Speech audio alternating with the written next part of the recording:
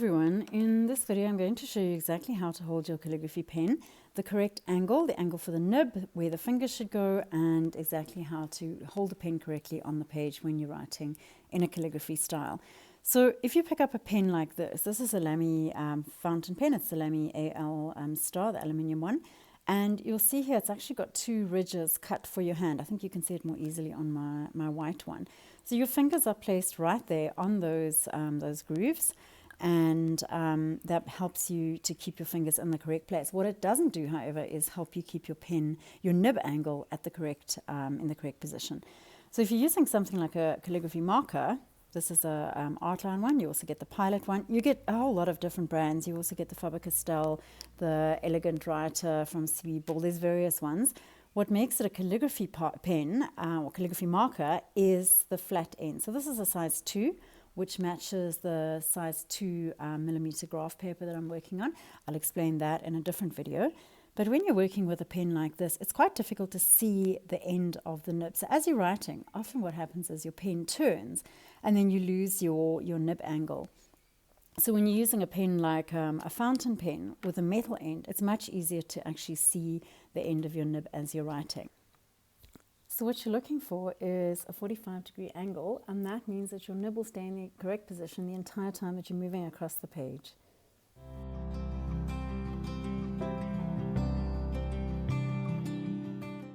You do a stroke across like this. You're looking for a 45-degree angle with your actual nib.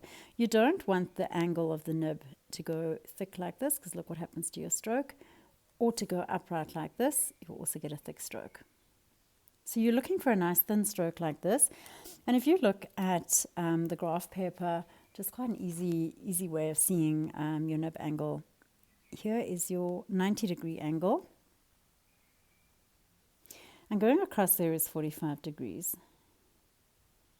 Obviously this being a 360 degree, here 180, 90-degree angle, a right angle. And then your nib sits on the 45-degree line. So it actually sits across there, going across like that. In order to get a thick downstroke, you don't change your pen and go this way, which is what a lot of people think. You actually keep your pen at the 45 degrees, and you just go down like that.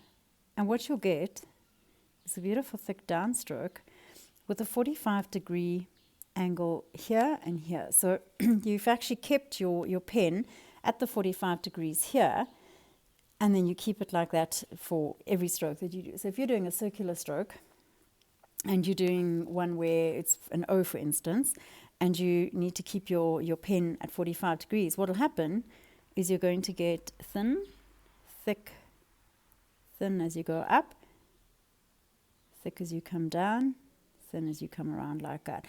Your pen angle keeps the stroke thick and thin in the correct places. If I took an ordinary pen, I'm just going to use this pink one, and I tried to do the same thing, obviously what will happen is I'm not going to get any variation in the thickness of my stroke. It's all going to be thin. If I was using a much thicker felt tip marker, I would get a thicker stroke. If I was using a thin fine liner, I'd get a thinner stroke. But what would happen is all my lines would be exactly the same thickness throughout, or if it was a thin liner, the same thinness. But because I'm using a pen with an angled nib, or chisel nib is another name for it, then I'm getting my thin and my thick strokes going around. So what happens is, if that's happening to you, what happens is that the pen tends to turn in your hand. So the Lamy is quite nice because your fingers are on the correct place in the pen all the time, But with the marker, look what happens. As I'm writing, I'm going to do a stroke across there. As I'm writing, if my pen is turning in my hand, which happens often with a lot of people, then I'm going to end up with this thickish stroke.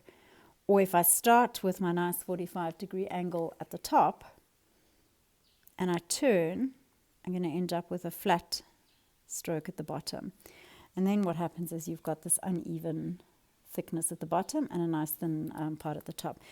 What also often happens though is that you end up with it just sitting in the correct angle all the way across. So you'll start off, if you look, I think you can't really see so well here, I'll do a close-up just now.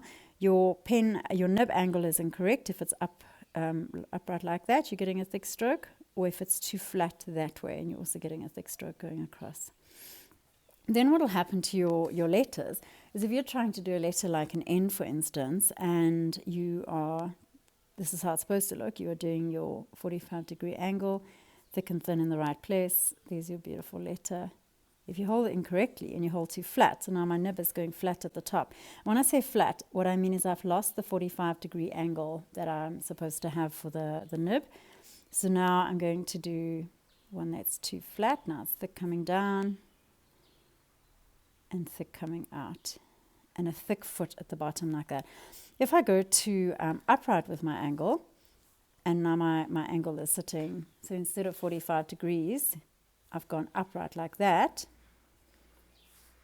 Here's what's going to happen. So I'm going to be too upright, and I'll end up with quite a skinny line going down, very thick across the top, and then skinny coming down like that. So both of those are incorrect, and it's not that there's anything wrong with you, it's just that the pen is turned in your hand and you've lost your nib angle. So what I would suggest with a pen like this, and the same with this green one, they write exactly the same. They both write black. This one's just got a green plastic barrel, and this one's got a white one.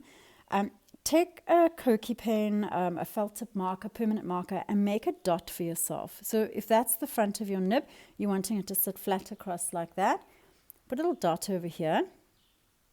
Even if it comes off, it's fine. You can just keep replacing it. If you don't have a permanent marker, you can do one on the other side as well, so that it doesn't matter which way you hold the pen. There's not a right or a wrong side for these markers.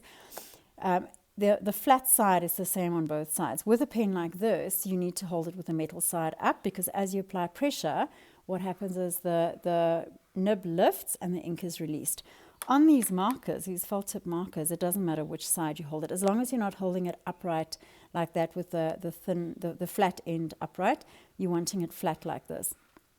Now when you hold your pen, if you've got your little dot in place, what happens is you look down, you see your dot, and then you know that your pen angle is correct. And then when you do your letters, it's one less thing to worry about. There you go. So in terms of where your fingers go on the pen, if you look at, once again, the Lamy is cut correctly, so that where the grooves end and they come out, your fingers sit over there. And on the markers, you would hold the pens kind of about there so that it's comfortable. It doesn't look comfortable if I hold it down here, and I can tell you it doesn't feel comfortable because of these grooves. You don't want to be up here either. So I would suggest where these little ridges are, on this one, it's got the ridges going the other way. They're going this way.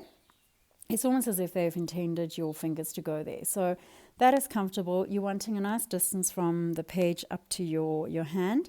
What you also don't want is to wrap your thumb around completely. So if you are one of the people that wraps like this when you do write normally, you are going to struggle a little bit with calligraphy, only because you're going to limit your pen from moving. So what I suggest is try and approach this as a new skill, something that you haven't done before, even though it is writing, and try and hold your pen over here so that you've got your thumb and your finger nice and comfortably on the pen. And if you look at this one that's cut, let me show you on the white one rather. If you look at this one, you'll see where these grooves are cut. My fingers sit naturally over here, and my middle finger sits underneath there. So now my hand is set up in what they call the tripod grip, and I'm ready to write. I've got a nice amount of flexibility, and I'm able to move my pen around. If you are gripping this way with your thumb wrapping like this, what will happen is you're going to struggle to move the pen. The pen is also going to sit very, very upright in your hand, and it's going to impede the ink flow. So try and keep your pen, your nib angle at 45, and your pen itself almost at a 45-degree angle. If I had to show you from where the page is up to where the pen is, there is a sort of a 45-degree angle going on there. And then your pen is nice and comfortable and ready to write. If you are struggling with the 45 degrees, you can just keep using graph paper. If you don't have graph paper and you only have lined paper like this, like a normal school book paper, that's fine. All that you would do then is concentrate quite a lot on going across. Draw some lines going down here and go across your page this way.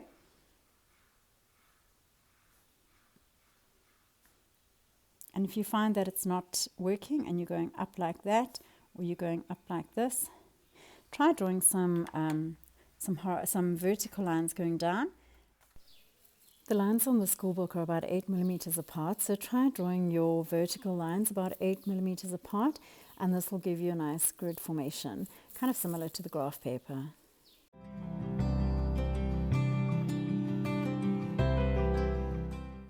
You can also get one of those books that the kids use for maths, where they've got the bigger graph, the bigger blocks. You can try that as well. So if you're not getting the 45 degrees, then I would suggest that you concentrate on that. Try and get some graph paper and keep going with that until you get it right, because your letters are never going to look nice unless you actually get this right. So keep practicing, and I will see you in the next video. Bye.